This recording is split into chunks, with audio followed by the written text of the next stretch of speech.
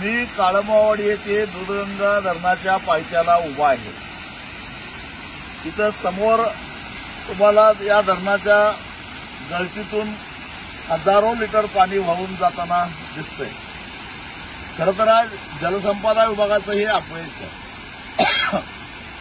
आणि याला जबाबदार या खात्यातला असणारा भ्रष्टाचार आणि लोकप्रतिनिधींनी केलेली डोळेझाक हे जबाबदार आहे।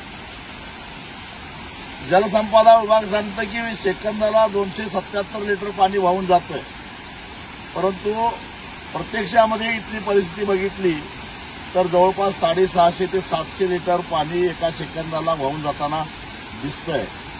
म्हणजे एका मिनिटाला 42,000 लिटर आणि तासाला जवळपास 20,00,000 लिटर एवढं पाणी वाहून जाताना दिसतं। या पाण्यातून वीज तयार करता आली असती। हे पाणी नदीतून वाहून जातंय, कर्नाटकला फुकट वाहून जातंय।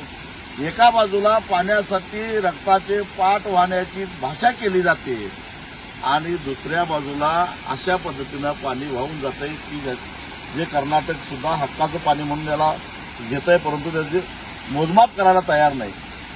रक्ताचे पाट वाहतील अशी वल्गना करणारे या गळतीबद्दल मात्र मूग घेऊन गप्प बसलेले आहेत।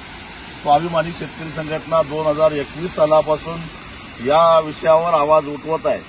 आता आम्ही 15 दिवस वाट बघू।